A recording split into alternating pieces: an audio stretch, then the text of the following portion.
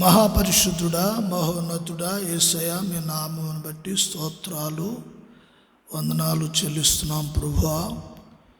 తండ్రి, కొన్ని లేఖన భాగములు మరి ధ్యానించుకోవటానికి మీరు ఇచ్చిన ఈ సమయం బట్టి స్తోత్రాలు చెల్లిస్తున్నాం. అయినా ఈ యొక్క వాక్య భాగాలను వింటున్న వారిని, వారి జీవితాలను సమాధానమును, రక్షణ, విడుదల కలుగు చేసి కుటుంబాన్ని దీవించమని, ఆశీర్వదించమని, మీ రాకడ కొరకు ప్రజలందరినీ మీరు సిద్ధపరచమని యేసు నామమున అడుగుచున్నాను తండ్రి, ఆమేన్. దేవుని నామమునకు మహిమ కలుగును గాక. ఈ సమయంలో మనము ధ్యానించుటకు మరి ప్రవక్తల గ్రంథంలో చిన్న ప్రవక్తల గ్రంథము హబక్కుకు గ్రంథము. ఈ ప్రవక్తల గ్రంథము చిన్న ప్రవక్త అని మనము వాడికి భాషలో అంటూ ఉంటారు, కానీ వాస్తవానికి ఈ ప్రవక్త యిర్మీయా ప్రవక్తతో సమకాలికుడై ఉన్నాడు. ఈ ప్రవక్త ఈ పుస్తకము ఈయన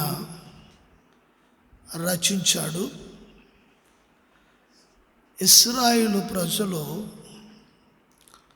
మత సంబంధమైన ఆచారాలు, పద్ధతులు చాలా పటిష్టంగా ఆచరించి దానిలో నిమగ్నమైపోయి వారి జీవితాలను కొనసాగిస్తూ ఉన్నారు. ఆచారానికి ప్రాముఖ్యత ఇచ్చి నియమ నిబంధనలు దేవుని పక్కన పెట్టి వారు జీవిస్తూ ఉన్న దినాలు. అటువంటి సందర్భాల్లో హబక్కు రంగప్రవేశం చేశాడు. ఈ హబక్కు గ్రంథాన్ని రచించింది హబక్కే రచించారు. ఇంచుమించు ఈ చరిత్రకారులు ఇది క్రీస్తు పూర్వము 600 సంవత్సరంలో రాసి ఉండవచ్చు అని చరిత్రకారుల యొక్క ఉద్దేశము లేక అభిప్రాయమై ఉంది. అయితే మొదటి అధ్యాయంలో మనము కొన్ని మాటలు మనము చూద్దాము. హబక్కు గ్రంథము మొదటి అధ్యాయము 2-3 వచనాలు చదువుదాం. యెహోవా, నేను మొర్రపెట్టినను నీవెన్నాళ్ళు ఆలకింపకుందువు? బలాత్కారము జరుగుచున్నదని నేను నీకు మొర్రపెట్టినను నీవు రక్షింపకయున్నావు. నన్నెందుకు దోషము చూడనిచ్చుచున్నావు? బాధ నీవేళ ఊరకయే చూచుచున్నావు. ఎక్కడ చూచినను నాశనమును బలాత్కారమును అగుపడుచున్నవి, జగడమును కలహమును రేగుచున్నవి. మహాపరిశుద్ధుడా, మహోన్నతుడా యేసు, మీ నామమును బట్టి స్తోత్రాలు. ఈ లేఖనాలు కొద్ది సమయం మేము ధ్యానించుచుండగా మాకు ఆత్మీయ సమృద్ధిని, బలమును, మరి సమాధానము, శాంతిని అనుగ్రహించి ఈ సమస్త మహిమ మీరే పొందుకోమని యేసు నామమున అడుగుచున్నాము తండ్రి. ఈ వాక్య భాగమును మనము చదివినప్పుడు ప్రవక్త చాలా హృదయములో కలవరం, నెమ్మది లేని స్థితి, ఆందోళన, భీకరమైన హృదయంలో సంఘర్షణ, సమాధానం లేని పరిస్థితి, హృదయం ఎంతో భారభరితమైన ఒక నిరుత్సాహం, ఇటువంటి పరిస్థితుల్లో అతడు సతమతమైపోతూ ఉన్నాడు. ప్రార్థన చేస్తున్నా అతడికి తృప్తిని ఆ ప్రార్థన ఇవ్వలేకపోతుంది. తన హృదయంలో ఎన్నో ఆలోచనలు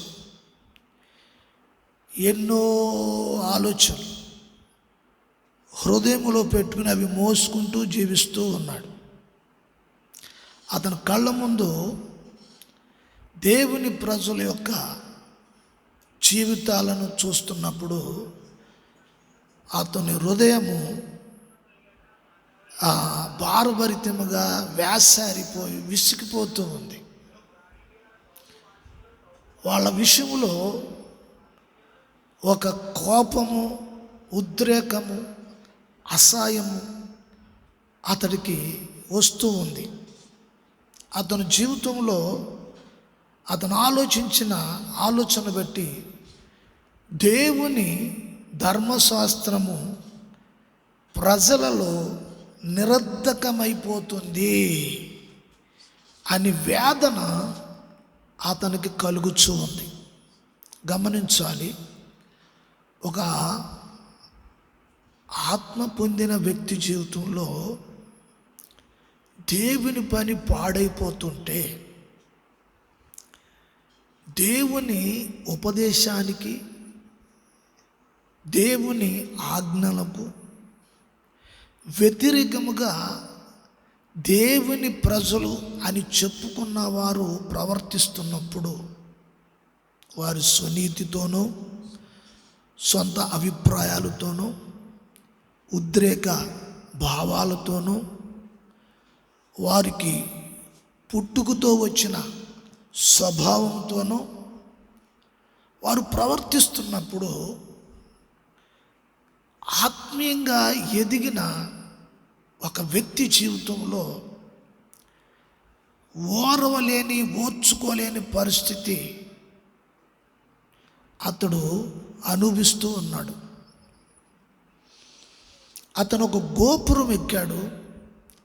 ఆ గోపురం ఎక్కి ప్రజలను చూస్తూ ఉన్నాడు. ఆ ప్రజల విషయంలో, వారి పాపముల విషయంలో వారి మీద ఒక రకమైన ద్వేషము అతడు కలిగి ఉన్నాడు. గమనించాలి, కొన్ని సందర్భాల్లో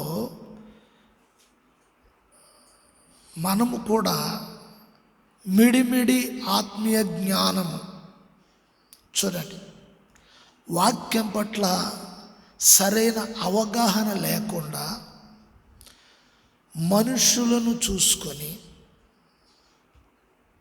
పైకి వేషధారణ, భక్తి పరులను చూసుకొని భ్రమలో జీవిస్తూ ఉంటారు కొంతమంది. అటువంటి వారు ఆత్మలో ఎదిగిన వారు వారి ఆత్మలను చూస్తారు. వారి జీవితాలు ఏ విధంగా ఉన్నాయి, వారు దేవునికి వ్యతిరేకంగా వారు జీవిస్తూ ఉన్నారు అని ఈ విషయాలు వారు గ్రహించినప్పుడు ఎంతో దుఃఖకరము, బాధను అనుభవిస్తారు. మనస్ఫూర్తిగా భోజనం చేయలేరు, మనస్ఫూర్తిగా ఉండలేరు. జనము కొరకు, ప్రజల కొరకు వారి జీవితంలో వారిని కొరుకుడు పుండు కొరికినట్లుగా వారు హృదయాన్ని కొరుకుతూ వారి ఆలోచనలు కొరుకుతూ వారి వేదన అనుభవిస్తూ ఉంటారు. ఒక పుండు సలుపితే నెమ్మలు ఉండదు. చూడండి, ఒక సెగ్గడ్డేసిన వ్యక్తికి నెమ్మలు ఉండదు. అది సలుపుతూ ఉంటుంది. ఈ పోలిక ఏమిటని మీరు అనుకుంటారేమో. ఆత్మీయ వేదన ఉన్న వ్యక్తి జీవితంలో ఉండే పరిస్థితులు ఆ విధంగానే ఉంటాయి. హబక్కు ఆ వేదన అంతా అనుభవిస్తూ ఉన్నాడు. స్తోత్రం.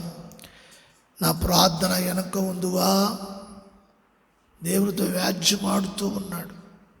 కానీ ఒక్క విషయం, దేవుడు మానవుడు వంటి వాడు దేవుడు కాడు. ఇది గమనించాలి. ఆయన నరుడు కాదు, ఆయన దేవుడు. మానవుల రక్షణ కొరకు, మానవ జాతి విమోచన కొరకు, ఏదేను తోటలో పడిపోయిన ఆదామును తిరిగి లేపటము కొరకు, మానవులకి రక్షణ వస్త్రము ఇచ్చుట కొరకు ఆయన నరుడుగా రావలసి వచ్చినది. అంత మాత్రాన దేవుడు నరుడు కాడు. గమనించవలసిన విషయము, హబక్కు జీవితంలో ఎన్నో ప్రశ్నలు, అతడు కూర్చున్నా, పండుకున్నా, నడుస్తున్నా ఎన్నో ప్రశ్నలు అతని లోపల చెలరేగుతూ ఉన్నాయి. కొంతమంది మైండ్ సెట్ ఎలా ఉంటుందంటే, వాళ్ళు ఏదైనా ఒక ఆలోచన వారి హృదయంలో వస్తే దానికోసం తిరుగుతూ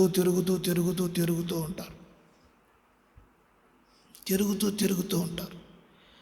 అట్టి వారి జీవితంలో ఒక్కరోజు ఉపవాసం ఉండి ఒక 12 గంటలు మోకాళ్ళ మీద ఉండి ప్రార్థన చేసే అనుభవాలు వారి జీవితంలో ఉండవు. మాటలు మాట్లాడుతారు, పెద్ద భక్తి కబుర్లు చెప్తూ ఉంటారు. వారి జీవితంలో త్యాగం ఉండదు, విడిచిపెట్టుకోవటం ఉండదు, నష్టపరుచుకోవడానికి ఇష్టపడరు. వారికి ఉన్నది ఏది పోకూడదు. ఈ విధంగా వారి ఆలోచనలు ఉంటాయి. దేవునికి స్తోత్రం, హల్లెలూయా. దేవుని వాక్యంలో హబక్కు జీవితంలో క్షమించలేని మనసు, స్వభావం, పరిస్థితి అతన్ని వేసారిపోయినట్లు చేస్తూ ఉంది. అతను చివరకు ప్రార్థించడానికి ప్రయత్నిస్తున్నాడు. ప్రార్థన నడిపింపు రావట్లేదు. చూడండి, నలుగురిలో కూర్చున్నప్పుడు పొడవాటి ప్రార్థన చేస్తాం. ఒంటరిగా ఉన్నప్పుడు, నీ ప్రార్థనలో ఒంటరిగా ఉన్నప్పుడు, వాక్యం చదువుతున్నప్పుడు, ఏదైనా ఒక వాక్య ప్రత్యక్షత దేవుడు నీకు అనుగ్రహించాడనే సంగతి గుర్తించగలిగే స్థితిలో మన జీవితాలు ఉండాలి. మోకరించి కాళ్ళు ప్రార్థన చేస్తున్నప్పుడు, వాక్యాన్ని ధ్యానిస్తున్నప్పుడు, ఆ విషయాలు అర్థం చేసుకుంటున్నప్పుడు, ప్రార్థనలో కనిపెడుతున్నప్పుడు, ఎదుటివారిని క్షమించే మనస్సు లేనప్పుడు, ఇతడు క్షమించలేకపోతున్నాడు, సహించలేకపోతున్నాడు, క్షమించే మనస్సు లేనప్పుడు ప్రార్థన ఆత్మ నీలోనికి రాదు. క్షమించే గుణము లేనప్పుడు ప్రార్థన ఆత్మ నిన్ను కూడా తాకదు. పెదాలు కదులుతాయి, నాలుక ఆడుతుంది, శరీరం కదులుతుంది, ఇవి ఉంటాయి. కానీ వీటి వల్ల ఒక దోమ కూడా చచ్చిపోదు.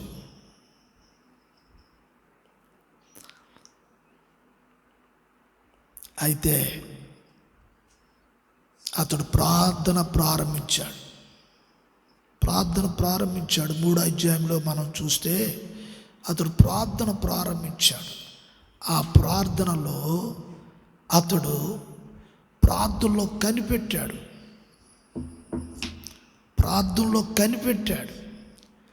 కనిపెట్టి ప్రార్థన చేసినప్పుడు ఆ ప్రార్థన ముగించిన తర్వాత అతడు మాటలు ధోరణి మారింది. క్షమించలేని వ్యక్తి క్షమించే స్వభావం వచ్చింది. వారు ఎదురుగా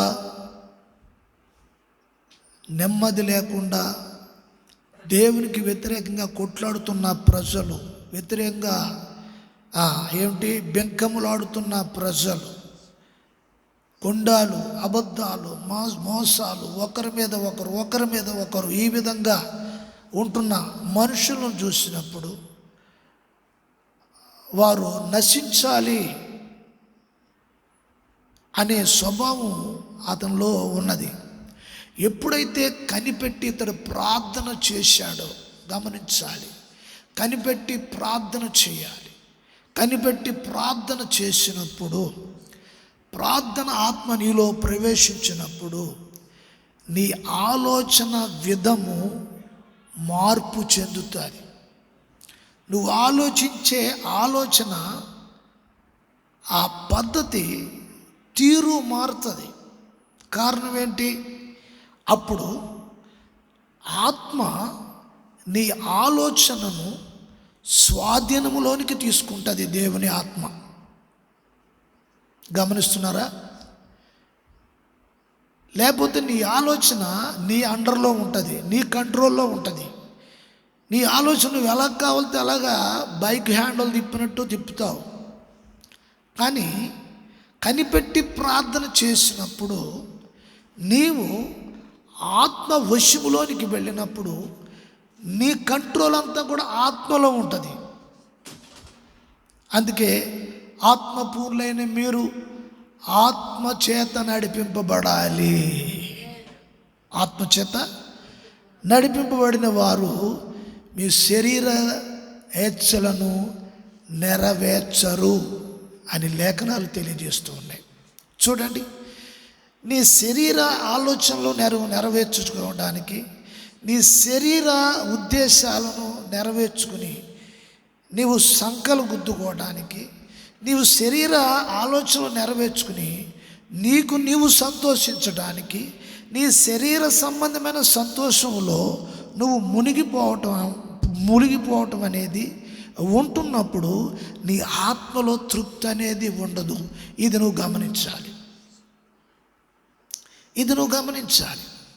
నీ విశ్వాస జీవితంలో నువ్వు 10 సంవత్సరాలు ఉండొచ్చు, విశ్వాసంలోకి వచ్చి 20 సంవత్సరాలు ఉండవచ్చు, 30 సంవత్సరాలు ఉండవచ్చు. ఎంత కాలము, ఎంత సీనియారిటీ ఉన్నది అనేది కాకుండా నీ హృదయములో, నీ విశ్వాసములో, నీ సమర్పణలో జరుగుతున్న విషయాలను నువ్వు కనుగొనడానికి ఇతరులను చూసినప్పుడు వారి మీద ద్వేషము, కక్ష, కోపము, క్రోధము ఇటువంటి విషయాలు వస్తున్నప్పుడు వారిని క్షమించే మనసు నీకు లేకపోవడానికి అపక్కు పరిస్థితి కూడా అదే విధంగా ఉంటూ ఉన్నది. ఇవన్నీ నా కళ్ళారా ఎలా చూసి నేను తట్టుకోగలుగుతున్నాను? చూడండి, కుటుంబంలోనే మన మాట ఎవరన్నా వినకపోతే, లెక్క చేయకపోతే, నీ కూతురే అవ్వచ్చు, కొడుకే అవ్వచ్చు, లేకపోతే భార్య అవ్వచ్చు, భర్త అవ్వచ్చు, ఎంత కోపంగా ఉంటుంది. చెబితే వినరు, చెబితే వినదు, చెబితే వినడు. ఎంత కోపంగా ఉంటుంది. చెబితే వినలేని మనసు లేని వారు గొప్ప నష్టంలోనూ నాశనంలోనికి వెళ్ళిపోవడానికి ఆస్కారం ఉంటుంది. ఇతడు పరిస్థితి, అతడు ఇవన్నీ తమాయించుకుని మొత్తం మీద ఎలాగైతే ఇక కొద్ది సమయం ఏర్పాటు చేసుకుని ఇక వ్యక్తిగతంగా ఇక ప్రార్థన చేయటానికి, ప్రార్థనలో కనిపెట్టడానికి ఇక నిర్ణయం వచ్చింది. చూడండి, మనసు ఆలోచనలు పరి విధాలుగా తరుగుతూ ఉంటే ఆ మనిషి ఒక పిచ్చి దానిలాగా పిచ్చి వాళ్ళగా ప్రవర్తిస్తారు. కానీ దేవుని కృప ఆ వ్యక్తికి ఒక అవకాశం ఇస్తుంది. ఆ అవకాశమే ప్రార్థనలో కనిపెట్టడం. ప్రార్థనలో కనిపెట్టాడు, కూర్చున్నాడు, ప్రార్థన చేస్తూ ఉన్నాడు. దేవునికి స్తోత్రం కలుగును గాక. ఇక ప్రార్థన చేసి ప్రార్థనలో కనిపెట్టినప్పుడు ఆయన చుట్టూ కృప ఆవరించినప్పుడు ఇప్పుడు ఆయన మాటలు మారిపోతున్నాయి. వాళ్ళ నాశనాన్ని కోరుకున్న, వాళ్ళ పతనాన్ని కోరుకున్న ఈయన ఇప్పుడు అంటున్నాడు, మీ వాత్సల్యము మీ ప్రేమ చేత వాడిని కనికరించమని ప్రార్థన చేస్తూ ఉన్నాడు. దేవుడు ఎక్కడ వాళ్ళని శిక్షిస్తాడో వారి దుర్మార్గాన్ని బట్టి, వారి పాపాన్ని బట్టి హబక్కు ఇప్పుడు భయపడుతున్నాడు. చూడండి పరిస్థితి ఎట్లా మారిపోయినాయి. ద్వేషించిన వ్యక్తి పతనాన్ని ఎదుటివారి పతనాన్ని, నాశనాన్ని కోరుకున్న వ్యక్తి ఏది ఏమైనా సరే ఆ వ్యక్తి నాశనం అయిపోవాలి, వాళ్ళ నాశనం అయిపోవాలి, వాళ్ళ పతనం అయిపోవాలి, వాళ్ళ పతనాన్ని, నాశనాన్ని నేను కళ్ళారా చూడాలి అనుకున్న హబక్కు ప్రార్థనలో కనిపెట్టిన తరువాత, ప్రార్థన ఆత్మాతంలోనికి ప్రవేశించిన తరువాత ఇప్పుడు అతడి ఆలోచనలో మార్పు వచ్చేసి, అతని ఉద్దేశంలో మార్పు వచ్చేసి, అతని నిర్ణయంలో మార్పు వచ్చేసి, అతనిలో ఉన్న పగ, కక్ష, ద్వేషం అతనిలో ఇంకా ఉండలేకపోయినాయి. కారణం ఏంటి? ప్రార్థన ఆత్మచేత నింపబడటం అనేది జరిగింది. హల్లెలూయా. ప్రార్థన ఆత్మచేత దేవుడు క్షమిస్తాడు, కృపనిస్తాడు, దేవుడు దయ చూపుతాడు, దేవుని వాత్సల్యం వారిని కాపాడుతుంది. దేవునికి స్తోత్రం. అయినను దేవుని కృప కాపాడుతున్నప్పటికీ కూడా, దేవుని కృప మనల్ని ఆవరిస్తున్నప్పుడు కూడా మనము మార్పు లేకుండా ఆ కఠినత్వమును, ఆ కక్షతో బ్రతుకుతూ ఉంటే అది చాలా భయంకరమైన స్థితిలోనికి చివరికి తీసుకువెళతాది. ఈ వాక్యంతో కలిపి మరో వచనాన్ని కూడా మనం చదువుదాము. విలాప వాక్యములు 3వ అధ్యాయము 22వ వచనం. యెహోవా కృపగలవాడు, ఆయన వాత్సల్యత ఎడతెగక నిలిచినది గనుక మనము నిర్మూలము కాకున్న వారము. చూడండి, ఇక్కడ ప్రవక్త ఇర్మియా ఈ విలాప వాక్యములలో ఈ మాట గమనించవలసిన అవసరత ఎంతైనా ఉంది. యెహోవా కృపగలవాడు, ఆయన ఏం కలిగిన వాడు? దేవుడు కృప కలిగిన వాడు. చూడండి, హబక్కు ప్రార్థన ముగించుకుని లేచిన తరువాత అతని మనసులోకి వచ్చిన ఆలోచన ఇదే: దేవుడు కృపగలవాడు, దేవుడు కృపగలవాడు, ఆయన వాత్సల్యత. చూడండి, ఆయన వాత్సల్యత ఎడతెగక. చూడండి, ఆయన వాత్సల్యత, ఆయన ప్రేమ ఎడతెగక అంటే చూడండి, అది స్టాప్ అవ్వదట, అది ఆగిపోదట. ఎడతెగక అది నిత్యము ఉంటుంది. ఆయన వాత్సల్యత ఎడతెగక నిలిచినది గనుక. చూడండి, ఇలా చూడండి, ఎంత దుర్మార్గంగా ప్రవర్తించిన భార్యను అనుమానించిన, భర్తని అవమానించిన, హింసించిన, దొంగతనం చేసిన, వడ్డీ వ్యాపారాలు చేసిన, తాగిన, మోసం చేసిన, దుర్మార్గంగా మాట్లాడిన, అన్యాయంగా మాట్లాడిన, లేని మాటలు పుకార్లు పుట్టించిన, ఎన్ని పరిస్థితుల్లో ఎంత దుర్మార్గంగా ప్రవర్తించినా కొంతమంది ఏమనుకుంటారంటే, నాకేమీ కలగట్లేదు కదా, నేను బాగానే ఉన్నాను కదా, నేను ఎంత దుర్మార్గంగా ప్రవర్తించినా నాకేమీ కావట్లేదు. హబక్కు కూడా కలిగిన బాధ అదే. అక్కడ అంత దుర్మార్గంగా ఉన్నా సరే, ఏంటి దేవా వీళ్ళ పరిస్థితులు ఎట్లా ఉన్నవి అని అతనిలో అతను మనుషుడు కనుక, మానవ స్వభావం కనుక, రక్తమాంసంలో జీవిస్తున్నాం కనుక, ఉప్పు కారం తింటున్నాం కనుక ఏంటి ఉప్పు కారం తింటున్నాం. దేవుని స్తోత్రం. చక్కగా దమ్ము బిర్యానీలు, ఇంకేంటి హైదరాబాద్ బిర్యానీలు, ఇంకా చికెన్లు, మటన్లు, ఇవన్నీ తింటున్నాం. మంచిగా పుష్టిగా తయారవుతున్నాం. ఈ శరీర సంబంధమైన ఈ ఆలోచన, ఈ మనస్సు ఇదేమనిపిస్తుంది అంటే, నేను చేసేది, నా ఆలోచన ఎవరికి తెలియదు కదా, నాకేం అవ్వట్లేదు కదా, అంతే కదా. దేవుడు వాత్సల్యం కలిగినవాడు, కృప కలిగినవాడు. ఆయన వాత్సల్యత ఎడతెగక నిలిచినది గనుక మనము నిర్మూలము కాకున్న వారము. మనం నాశనం కాలేదట. అంటే ఎలా చూడండి, చేసిన పాపానికి పనిష్మెంట్ ఉండదా? మొత్తం నిర్మూలము కాకుండా, నాశనం అయిపోకుండా, మనిషి లేకుండా చేసేటట్టు ఆయన మనిషిని ఉంచుతాడు. మనిషిని ఉంచుతాడు, నిర్మూలం చేయడు. నిర్మూలం అంటే దాని అర్థం ఏంటంటే, నిర్మూలము అంటే లేకుండా చేసేటు. దేవుడు అట్లా చేయడు.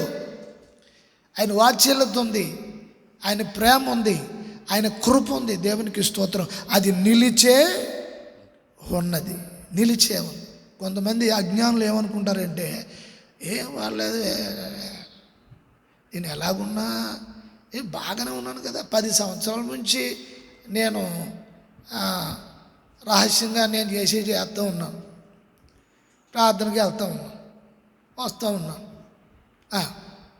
అన్నీ చేస్తూ ఉన్నాను, నాకేం కాలేదు, బాగానే ఉంది కదా, నేను బాగానే ఉన్నాను కదా, నాకేమవుతుంది? అయితే ఇర్మియా ద్వారా దేవుడు మాట్లాడుచున్న ఈ మాటలు మనం గమనించాలి. 32వ వచనం చదువు నాయన. 32, 33 చదువు. 33 చదువు. హృదయపూర్వకముగా అయిపోయింది. అది 22 అయిపోయిందా? ఓకే. హృదయపూర్వకముగా ఆయన నరులకు విచారమునైనను బాధనైనను కలుగ చేయడు. దేవునికి స్తోత్రం కలుగును గాక. అలా చూడండి, దేవుడు మనుషులకు హృదయపూర్వకంగా విచారమునైనను, చూడండి, విచారము అంటే బాధనైనను కష్టమునైనను కలుగు చేయుడు. హృదయపూర్వకంగా చేయడంట. అది టెంపరవేరీగా ఉంటుందంట. అది టెంపరవేరీగా ఉంటుందంట. ఆ కష్టమైన బాధ అయినా, ఆ చిన్న కష్టాలకే, ఆ చిన్న బాధలకే అయ్యి బాబా దేవుడు శోధించేస్తే, దేవుడు శోధన వచ్చేసింది, దేవుడు అది చేసేసాడు, ఇది చేసేసాడు, అలాగైపోయింది ఎలాగైపోయింది అనుకుంటారు కొంతమంది. చూడండి, దేవుడు ఏదైనా కొంచెము మనకి కొన్ని విషయాలు నేర్పించడానికి ఏదైనా చేస్తే అది ఆ విచారం అనేది హృదయపూర్వకంగా ఆయన చేయడట. హృదయపూర్వకంగా చేయడంట. దేవునికి స్తోత్రం కలుగును గాక. గమనించాలి, ఈ విషయాలు గమనించాలి. దేవుని స్తోత్రం కలుగును గాక. అంటే నువ్వు ఎంత పాపము చేసినా, ఎంత పాపంలో బ్రతుకుతున్నా, మార్పు లేక, మారు మనసు లేక, ఇష్టానుసారంగా ఉంటున్నా సరే, దేవుడు చూస్తూ ఊరుకుంటాడు, ఊరుకుంటాడులే అని అనుకోకూడదు. దేవుడు చూస్తూ ఊరుకుంటాడులే, ఏం పర్వాలేదులే, ఏం కాదులే అని అనుకోకూడదు. దేవునికి స్తోత్రం కలుగును గాక. ఎప్పుడు అలాగ ఆలోచించకూడదు. ఒకవేళ అలాగ ఆలోచిస్తే అది బుద్ధిహీనత. దేవుడు దయ చూపగలడు, దయలోనే నీకు నేర్పించగలడు. ఆయన దయ కూడా ఇంకో కోణంలో ఉంటుంది. దేవుని స్తోత్రం. చాలామంది దయ, ప్రేమ అని ఏమనుకుంటారంటే ఆయన దయ, ఆయన ప్రేమ ఇంకో కోణంలో కూడా చూపగలడు, సరిచేయడానికి. చూడండి, మన తల్లిదండ్రులు కొన్ని సందర్భాల్లో కొన్ని బాధ్యతలు మనకు తెలియాలని కొంచెం కఠినమైన వ్యవహారం చేస్తారు. అది ఎందుకు అంటే నీకు కూడా కొన్ని బాధ్యతలు తెలియాలి. పిల్లలు ఏం చేస్తారంటే తల్లిదండ్రులు వాళ్ళ కష్టపడి పెళ్ళిళ్ళు చేసినా, చదివించినా, ఎన్ని చేసినా వారికి కష్టం అనేది తెలియదు. అప్పులు చేసి పెళ్ళిళ్ళు చేస్తారు, అటు వడ్డీలు కడతారు, బాధలు పడతారు, ఎన్నో చేస్తారు. కింద పెట్టి ఏదో నెల వచ్చేప్పటికి నానా బాధలు, అద్దెలు కట్టుకుంటారు, ఎన్నో బాధలు పడుతూ ఉంటారు.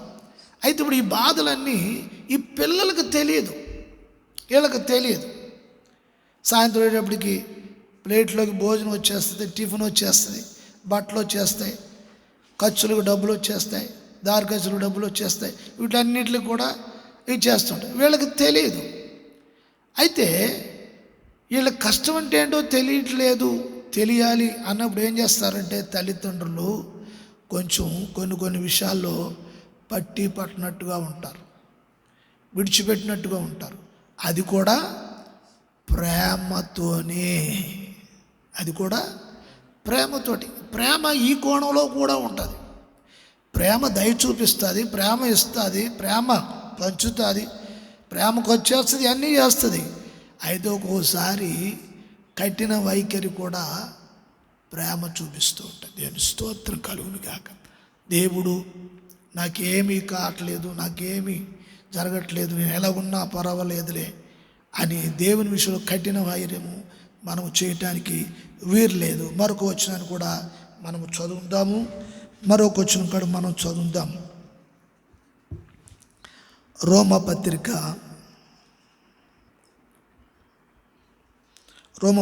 2వ అధ్యాయము 4వ వచనం. రోమపత్రిక 2వ అధ్యాయము 4వ వచనం. అపోస్తలుడైన పౌలు రోమీయులకు ఈ యొక్క పత్రికలో ఈ 2వ అధ్యాయంలో 4వ వచనంలో దీన్ని వివరిస్తున్నాడు. రోమాలో ఉన్న సంఘములో ఉన్న వారు ఒక వైఖరి కలిగిన వారు రక్షించబడి యేసుక్రీస్తు రక్తము ద్వారా విడుదల పొందినవారు అని ఎరిగి ఉండి కూడా ఇంకా కొన్ని ఆ పాత విధానాలు, పరిస్థితుల్లో వారు ఉన్నారు.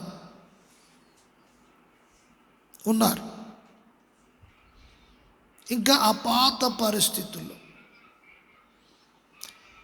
ఈ విషయంలో పౌలు వివరిస్తూ ఉన్నారు. ఇక్కడ కొన్ని మాటలు. లేదా దేవుని అనుగ్రహము మారు మనస్సు పొందుటకు నిన్ను ప్రేరేపించుచున్నదని ఎరుగక ఆయన అనుగ్రహ ఐశ్వర్యము, సహనము, దీర్ఘశాంతమును తృణీకరించుదవా. చాలు, ఇలా చూడండి. దేవుడు లేఖనాలలో నుండి నీతో మాట్లాడతాడు.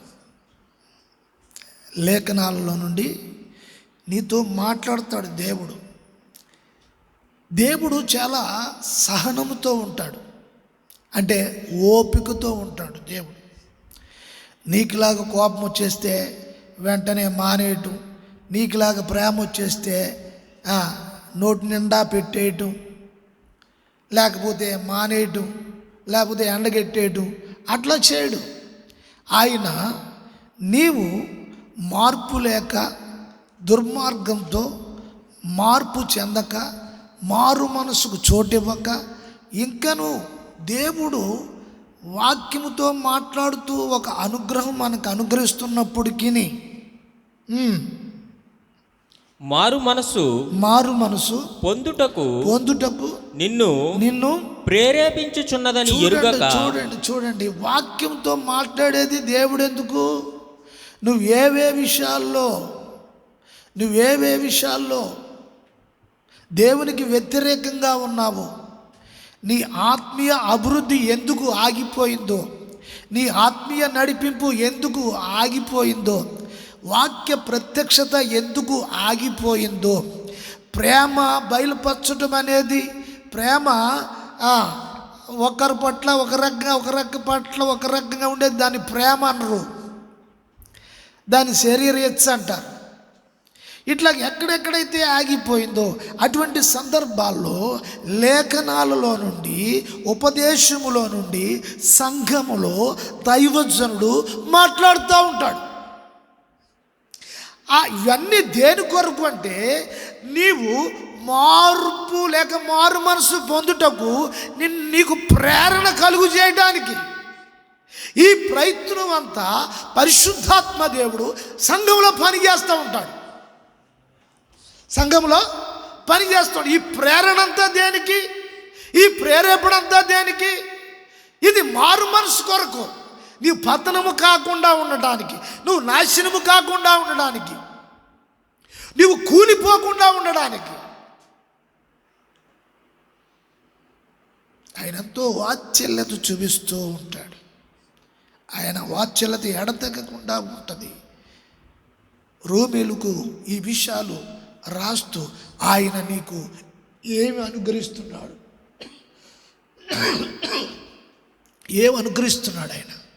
ఆయన మారు మనసు పొందడానికి ప్రేరేపణ కలుగు చేస్తాడట.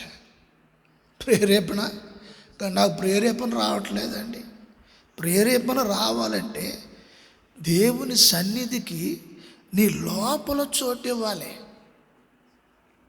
నీ లోపల దేవుని సన్నిధికి చోటు ఇవ్వాలి. వాక్యము లోపలికి చొరబడ్డానికి నువ్వు అవకాశం ఇస్తే, వాక్యము నీ లోపల పనిచేస్తున్నప్పుడు ప్రేరేపణ అనేది ప్రారంభమవుతుంది. ప్రేరణ ఇప్పుడు ఎవరికో ఫోన్ చేయాలి, ఎవరి కొంపో తగలబెట్టేయాలి, ఎవరి కుటుంబం నాశనం చేయాలి, ఎవరి జీవితం కూలి చేయాలి. అప్పుడు ఆ ప్రేరేపణ నీకు వచ్చినప్పుడు నువ్వు ఫోన్ చేసి మాట్లాడుతూ ఉంటావు. ఆ ప్రేరణ, ఇప్పుడు దుష్టాత్మ కూడా ఆ ప్రేరేపణ నీ లోపల కలిగితే, తాగాలన్నా, పాపం చేయాలన్నా, తప్పు చేయాలన్నా, కుటుంబంలో బాధ్యత లేకుండా ప్రవర్తించాలన్నా, ఇదంతా ఒక దుష్టాత్మ ప్రేరణ ద్వారా జరిగేది. అయితే ఇప్పుడు దేవుని ఆత్మ ప్రేరణ నిన్ను సరి చేయటానికి, మారు మనసు పొందటానికి ప్రేరేపణ. నువ్వు మార్పు చెందడానికి పరిశుద్ధాత్మ నిన్ను ప్రేరేపిస్తారన్న ఈ సంగతులు అర్థమవుతున్నాయా? ప్రతి ఆదివారం ఆరాధనలో కూర్చుంటావు, దైవజనుడు మాట్లాడుతూ ఉంటాడు, లేఖనాల్లోంచి తీసుకుని మాట్లాడతాడు, ప్రవక్తల గ్రంథాల్లోంచి మాట్లాడతాడు, చిన్న ప్రవక్తల గ్రంథాల్లోంచి మాట్లాడతాడు, పెద్ద ప్రవక్తల గ్రంథాల్లోంచి మాట్లాడతాడు, అపోస్తులు మాట్లాడిన మాటల్లోంచి మాట్లాడతాడు, రాజులు గ్రంథాల్లోంచి మాట్లాడతాడు, దేవునికి స్తోత్రము కలుగును గాక, పంచ గ్రంథాల్లోంచి మాట్లాడతాడు, రూతు గ్రంథంలోంచి మాట్లాడతాడు, ఎస్తేరు గ్రంథంలోంచి మాట్లాడతాడు. దేవుడు ఏ గ్రంథం నుంచి మాట్లాడాలా అనుకున్నాడు? హగ్గేలోంచి మాట్లాడాలనుకుంటాడు.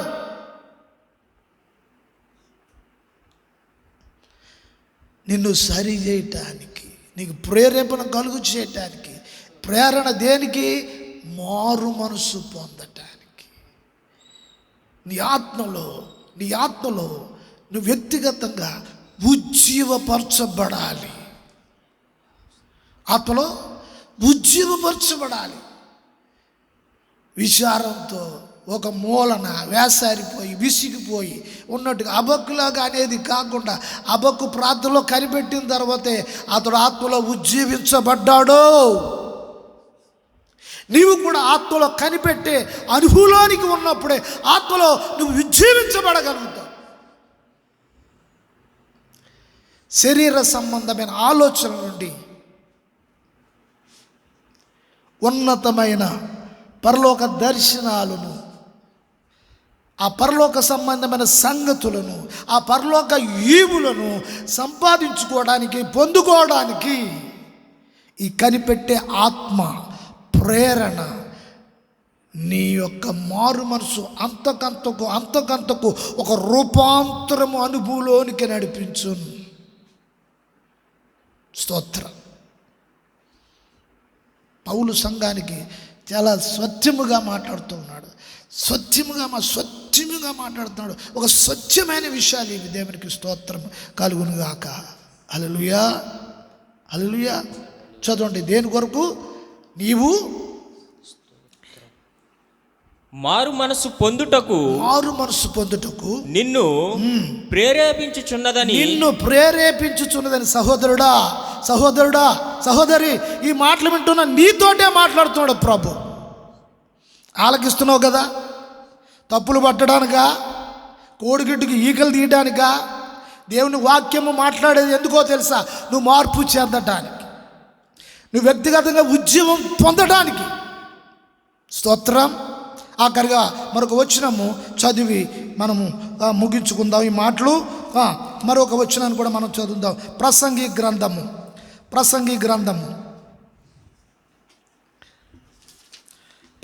గ్రంథము 8వ అధ్యాయము 11వ వచనం. ప్రసంగి 8వ అధ్యాయము 11వ వచనం. దుష్క్రియలకు తగిన శిక్ష శీఘ్రముగా కలగబోవుట చూచి మనుష్యులు భయమును విడిచిపెట్టి హృదయపూర్వకముగా దుష్క్రియలు చేయుదురు. చూడండి, పాపంలో బ్రతుకుతూ వాళ్ళకి శిక్ష ఏమీ రాదని అనుకుంటూ ఏమిటంట, వాళ్ళు ఏమనుకుంటున్నారట? మేము ఎలా చేసినా, ఎలా మాట్లాడినా, ఎలా చెందినా, సంఘంలో ఎలాగున్నా, సంఘంలో ఎలా ప్రవర్తించినా, ఈ రోజున సమర్పణ జీవితం ఎట్లాగైపోయింది తెలుసా? ఉపదేశాన్ని పక్కకు దోసేసి, సంఘ నియమాన్ని పక్కకు దోసేసి వారు స్వేచ్ఛగా ఉండాలనుకుంటున్నారు. దుష్ట స్వభావం, వారి కోరికలు బట్టి, వారి ఇష్టానుసారంగా లోకంలో అద్దు లేదు, ఆపు లేదు.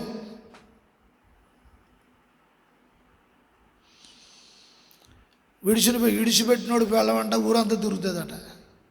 కొంచెం మోటగా ఉంది ఈ మాట. ఆడు విడిచిపెట్టేశాడు, ఇది ఇష్టానుసారంగా తిరుగుతాయి. ఎవడడుగుతాడు? ఎక్కడికి వెళ్తే అక్కడ వెళ్ళొచ్చు. సలోమాను చూడండి, సలోమాను అంతజ్ఞానం కలిగిన వాడు.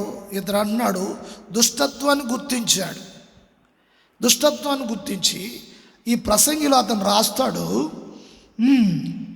మనుష్యులు భయము విడిచి. చూడండి, ఏం విడిచిపెట్టేశారు? చూడండి, దేవుడంటే భయం విడిచిపెట్టేశారు. వాక్యం గురించి భయం లేదు. ప్రతి ఓడు నిలబట్టమే, బైబిల్ పట్టుకుని ప్రతి ఓడు నిలబట్టమే. భయం విడిచిపెట్టేశారు, భయం లేదు. వాళ్ళ దృష్టిలో ఏంటంటే, మాకేం అవ్వట్లేదు కదా, మేము ఇన్ని చేస్తున్నాం, మాకేం అవ్వట్లేదు. మనుషుల ఆలోచన అట్లా ఉంది. మనుషులు భయము విడిచి, మనుషులు భయమును విడిచిపెట్టి హృదయపూర్వకముగా దుష్క్రియలు చేయుదురు. ఎట్లాగంట? ఏదో అనుకోకుండా పొరపాటు అయిపోయింది. కొన్ని పొరపాట్లు జరుగుతాయండి, కొన్ని పొరపాట్లు జరుగుతాయి. మనుషులు కదా, కొన్ని పొరపాట్లు జరుగుతాయి. చూడండి, కొన్ని పొరపాట్లు జరుగుతాయి. మనుషులు కదా, అనుకోకుండా పొరపాట్లు జరుగుతాయి. ప్రతి మనిషిలోని జరుగుతాయి అనుకోకుండా. రక్షణ పొందిన తర్వాత ఉద్దేశపూర్వకంగా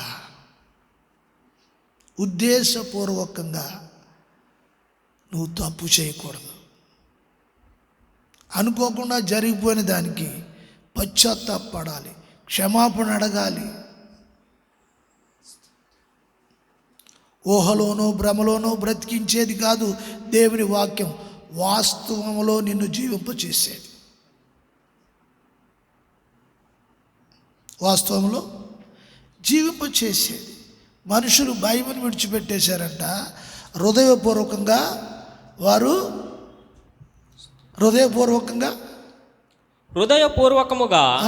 దుష్క్రియలు. చూడండి, హృదయపూర్వకంగా దుష్క్రియలు. ఒకటి కాదు, రెండు కాదు, ఇంకా చేస్తానే ఉన్నారు. వాళ్ళ జీవితంలో సంవత్సరాల తరబడి అవుతుంటే ఇదిగో మాలో ఈ పొరపాట్లు, మాలో ఈ తప్పులు, మాలో ఈ యొక్క లోపాలు ఈ కనుగొనడానికి కాదు, కానీ ఇవన్నీ కూడా హృదయపూర్వకంగానే చేస్తున్నారట. అంటే ఇప్పుడు హృదయపూర్వకంగా ఇలా చేస్తుంటే దేవుడు చేతులు కట్టుకుని కూర్చుంటాడా? అంతే కదా దాని ఉద్దేశం, అంతే కదా ఉద్దేశం. మాకేం అవ్వట్లేదు, అంతే కదా. దేవుడు చేతులు కట్టు కూర్చున్నాడు, దేవుడు ఏమీ చేయలేడు. దేవుడు చేతగానుడనా? హృదయపూర్వకంగా దుష్క్రియలు చేదురు.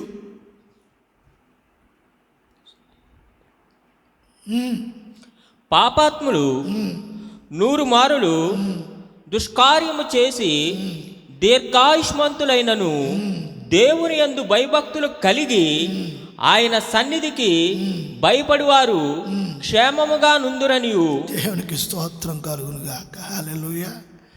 చూడండి, దేవుడు చూస్తున్నాడు అనే భయము ఉండాలి అంటే గమనించవలసిన విషయం, దేవునికి స్తోత్రం, నీ జీవితంలో దేవుని భయం ఉండాలి.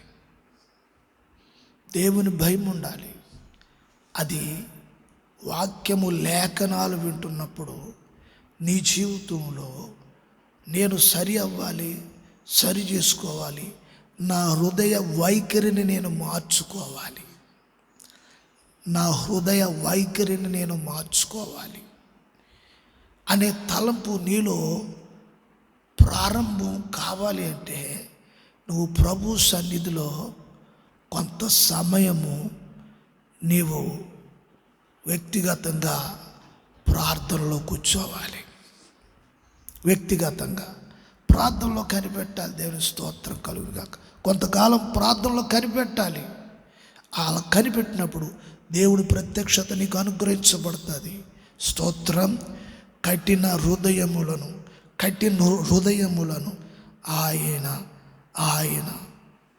ఎట్లా చేస్తాడు? ఆయన కఠినత్వాన్ని విరగొడతాడు. అబక్కు మనస్సు చెలించిపోయింది, అబక్కు మనస్సు బరువెక్కిపోయింది, అబక్కు మనస్సు శపించే స్థితిగా మారిపోయింది. ఇప్పుడు అతను అంటున్నాడు, ప్రభువా, ఒకవేళ కోపగించి వారిని నువ్వు నాశనం చేసేస్తావేమని భయపడుతున్నాడు. ప్రార్థన మారిపోయింది, క్షమాగుణం వచ్చేసింది. దేవుని యొక్క వాత్సల్యత అబక్కు హృదయంలోనికి చొరబడింది. ప్రియ సహోదరి సహోదరులారా, ఈ మాట్లాడుతున్న సహోదరి సహోదరులారా, నీలోనికి దేవుని యొక్క ఆత్మ నీలోనికి చొరబడాలి. ఆత్మను పొందాలి. ఆత్మ కోసం కనిపెట్టవసరలా, ఆత్మను పొందాలి. ప్రార్థనలో కనిపెట్టాలి. ఏం చేతంటే పరిశుద్ధాత్మ భూమి మీద ఆయన పని చేస్తున్నాడు సంఘం కొరకు. ఇప్పుడు అందుకే లేఖనాలన్నీ వివరించేవాడే పరిశుద్ధాత్ముడు. ప్రవక్తల గ్రంథాల్లోంచి లేఖనాలని వివరిస్తున్నాడు. కారణం ఏంటంటే నీవు మారు మనసు పొందడానికి, నీకు ఆ ప్రేరణ కలుగు చేయడానికి ఈ పనంతా చేసేవాడు పరిశుద్ధాత్ముడే. ఇది గుర్తించాలి, ఇది గుర్తించాలి.